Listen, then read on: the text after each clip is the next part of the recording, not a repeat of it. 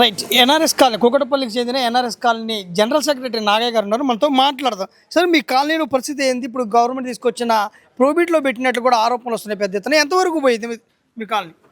మా కాలనీలో దగ్గర దగ్గర 170 కుటుంబాలు ఉంటాయండి. 170 కుటుంబాలు ఇంటూ యావరేజ్ నలుగురు తీసుకున్నా కానీ అంతమంది రోడ్డు మీద పడ్డట్టే. మా పరిస్థితి చాలా దారుణంగా ఉంది. మేమందరం retired Indian space research organisation NRSA, national remote sensing అనేది ఒక సెంటర్ ఇస్రోలో. ఇండియా మొత్తాన్ని ఇస్రో అంటాం, ఇండియన్ స్పేస్ రీసెర్చ్ సెంటర్ అని. దాంట్లో ఒక 8 సెంటర్స్ ఉన్నాయన్నట్టు మొత్తం ఇండియాలో. సో దాంట్లో మేము ఎన్ఆర్ఎస్ఏ అంటే నేషనల్ రిమోట్ సెన్సింగ్ సెంటర్. ఇక్కడ ఏంటంటే మేమందరం కూడా శాటిలైట్ డేటాని రిసీవ్ చేసుకొని, ఆ రిసీవ్ చేసుకున్న వివిధ రకాల డేటాని ల్యాండ్కి సంబంధించింది కానివ్వండి, అర్బన్ కానివ్వండి, వాటర్కి సంబంధించి కానివ్వండి, ఫారెస్ట్ కానివ్వండి, జియాలజీ కానివ్వండి, సాయిల్స్ కానివ్వండి, ఈ రకరకాల హైడ్రాలజీ వీటన్నిటికి సంబంధించిన ఎనలైజ్డ్ డేటా యూజర్ ఫామ్లో మీరు చూసినప్పుడు మీరు చక్కగా చెప్పగలుగుతారు అన్నట్టు. ఓ ఈ ఏరియాలో వాటర్ ఉంది, ఈ ఏరియాలో వాటర్ ఉంది కాబట్టి మనం ఈ టైప్ ఆఫ్ క్రాప్ని మనం పండించవచ్చు అంటే అగ్రికల్చర్ డిపార్ట్మెంట్ వాళ్ళకి మేము ఈ డేటా ఇస్తాం అన్నట్టు. ఫారెస్ట్ డిపార్ట్మెంట్ వాళ్ళకు ఫారెస్ట్ డేటా ఇస్తాం. సో బ్యాక్గ్రౌండ్లో ఏంటంటే మేము ప్రతి ఒక్కళ్ళం కూడా దేశానికి డైరెక్ట్ ఆర్ ఇండైరెక్ట్లీ సేవ చేసేవాళ్ళం. మేము 3 షిఫ్ట్లలో మేము పనిచేసేవాళ్ళం అన్నట్టు, డే నైట్ అండ్ ఇది. ఎందుకంటే శాటిలైట్ డేటా 24 గంటల డేటా వస్తుంటుంది అన్నట్టు, నైట్ కూడా వస్తుంది, డేలో కూడా వస్తుంది. సో 3 షిఫ్ట్లలో మేము పనిచేసేవాళ్ళం అన్నట్టు, ఇంజనీర్స్, సైంటిస్టులు. మీరు దేశానికి ఇంత సేవ చేసే మీ ల్యాండ్లు కూడా సేవ చేసే వాళ్ళకి మాకు ఆ రోజుల్లో మా చైర్మన్ గారు యుఆర్ రావు గారు మన ముఖ్యమంత్రి గారు ఎన్టీఆర్ గారు ఉండేది అప్పుడు, నందమూరి తారక రామారావు గారు వారు ఉన్నప్పుడు మాకు ల్యాండ్, మా ఎంప్లాయీస్కి ల్యాండ్ కావాలంటే ఆ రోజు రాఘవేంద్రరావు గారు చీఫ్ సెక్రటరీ ఉండేవారు చీఫ్ మినిస్టర్కి, రామారావు గారికి. రాఘవేంద్రరావు కూడా ఓకే చేశాడు. సెక్రటరీస్ మాట్లాడుకున్నారు ఇద్దరు, మా సెక్రటరీ అండ్ చీఫ్ మినిస్టరు. ఎంతో గౌరవించి మాకు ల్యాండ్ జూబ్లీ సైడ్ మాకు ల్యాండ్ ఇస్తామని చెప్తే మేము అవి కొండలు గుట్టలు, అక్కడ అన్ని జంతువులు మనుషులు లేని ఏరియా, అది భయపడి ఆ ల్యాండ్ని తీసుకోలేదండి.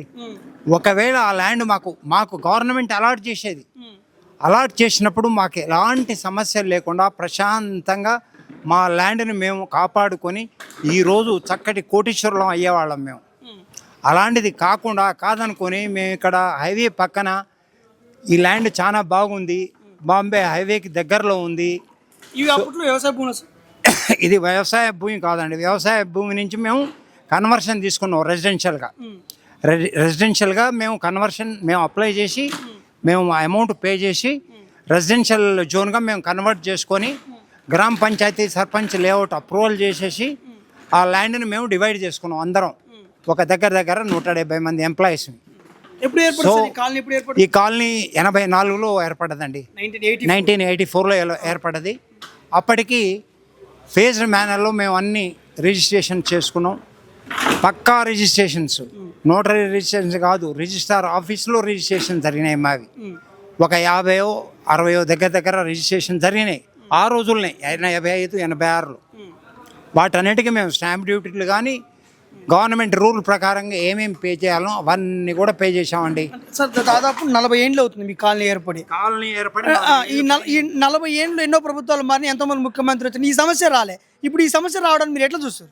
ఈ సమస్య రావడం అనేది మనకు అనిపించేది ఏంటంటే, ఈ బ్యూరోక్రాట్స్, ఈ పొలిటీషియన్స్ సరి అయిన అవగాహన లేక నిజమైన ప్రైవేట్ ప్రాపర్టీ ఓనర్స్ని ఇబ్బంది పెట్టాలనే ఉద్దేశంతోనే వాళ్ళు ఇది చేస్తున్నారు.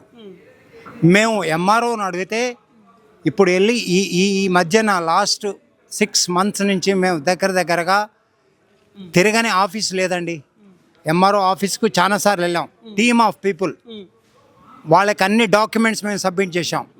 దగ్గర ఒక 1000 పేజెస్ ఉన్న డాక్యుమెంట్స్ని, మహాభారత్ లాగా డాక్యుమెంట్స్, మాకు ల్యాండ్ ఎలా వచ్చింది దాని history A to Z chronological ఆర్డర్లో ఆ పేపర్స్ అన్నీ ఫైల్ చేసేసి చివరి కంక్లూజన్, ప్లాట్స్ ఏ స్టేజ్లో ఉన్నాయి, బిల్డింగ్స్ ఎన్ని ఉన్నాయి, ఏ బిల్డింగ్స్ అన్నిటికీ ఏం పర్మిషన్స్ ఉన్నాయి, ఎలా కట్టుకున్నాం మేము అనేది కూడా ఎంటైర్ ఆ బుక్లో స్టేటస్ ఇచ్చాం అన్నట్టు మేము. ఆ బుక్కుల్ని ఎంఆర్ఓకి ఇచ్చాం, ఆర్డీఓ గారికి ఇచ్చాం, తర్వాత కలెక్టర్ గారికి ఇచ్చాం, జాయింట్ కలెక్టర్ గారికి ఇచ్చాం, సెక్రటేరియట్లో ఇచ్చాం, రెవెన్యూ మినిస్టర్ గారికి ఇచ్చాం, ఈవెన్ చీఫ్ మినిస్టర్ గారికి కూడా ఇచ్చాం. ఏమవుతుంది సార్ ఇప్పుడే వచ్చి సార్ ఇంత ప్రణాళికబద్ధంగా మీరు మొత్తం మీరే చెప్పారు మహాభారతం లెక్క మొత్తం రాసి ఇచ్చిన మొత్తం క్రొనాలజికల్ రిప్లై చూద్దాం, వస్తుంది, మీకు వస్తుంది, మీది అవుతుంది, మీరు తొందరపడకండి, మీకు ఇచ్చేస్తాం మేము, ఏదో ఎంప్లాయీస్ పొరపాటు అయింది దానికి మేము సారీ చెప్తున్నాం అని రెవెన్యూ మినిస్టర్ పొంగులేటి శ్రీనివాసరెడ్డి గారే చెప్పారు పబ్లిక్లో, మీడియాకి. సో ఇది అన్యాయం కదా. ఇప్పుడు గవర్నమెంట్ ల్యాండు లైక్ వక్త్ భూమి ఉంది, దేవాలయాల భూములు ఉంటాయి, లేకపోతే చుక్కల భూములను ఉంటాయి, లేకపోతే శిఖం భూములను ఉంటాయి, ఈ తలాబు చెరువుల కింద ఉన్నవి, ఇలాంటి వాటిని ప్రొహిబిటెడ్ కింద 22A కింద తీసుకొస్తే అర్థం ఉందండి.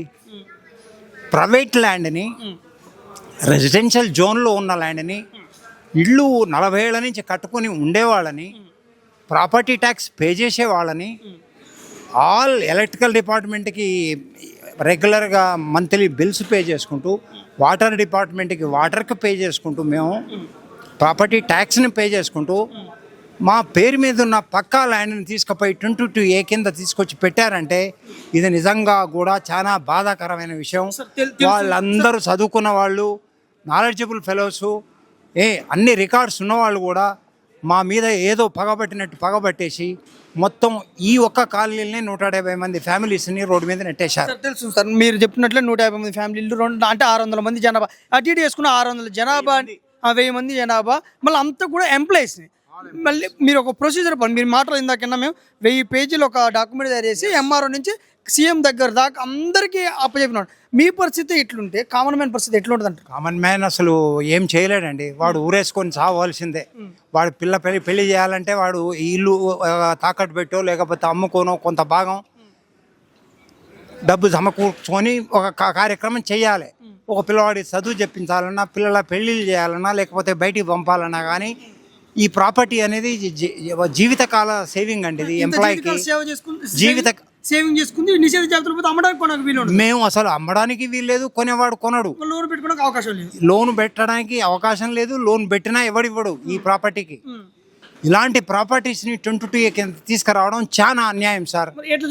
ఇప్పుడు ఏ పేపర్ లేని వాళ్ళని, రిజిస్ట్రేషన్ లేని వాళ్ళని, ఏదో నోటరీ రిజిస్ట్రేషన్ వాళ్ళని, లేకపోతే ఏ ప్లాన్ అప్రూవల్ లేని వాళ్ళని, ఇంటికి అసలు ప్రాపర్టీ ట్యాక్స్ పే చేయని వాళ్ళని, ఆక్యుపేషన్ సర్టిఫికేట్ లేని వాళ్ళని, ఇలాంటి వాళ్ళని ఏదైనా చేస్తే కొద్ది గొప్ప పెనాల్టీ వేసి వాళ్ళకు ఏదో చేస్తే బాగుంటుంది బీద వాళ్ళకి. ఇది నిజంగా కూడా ప్రజాప్రభుత్వం అనే రేవంత్ రెడ్డి గారి ప్రభుత్వానికి ఇది చాలా చెడ్డ పేరు తీసుకొస్తుంది. ఇది ఫ్యూచర్లో నియర్ బై డేస్లో గవర్నమెంట్ కూడా పెద్ద జోల్ట్ కాబోతుంది. ఇది పెద్ద జోల్ట్ కాబోతుంది. ఎందుకంటే నేను ఒక్కడిని కాదు, నాలాంటి వాళ్ళు వేల మంది, లక్షల మంది ఉన్నారన్నట్టు సఫర్ అయ్యేవాళ్ళు. కాబట్టి వీళ్ళందరూ కూడా టైం వచ్చినప్పుడు ఎక్కడ దెబ్బ కొట్టాలనో అక్కడ నొక్కేస్తారు.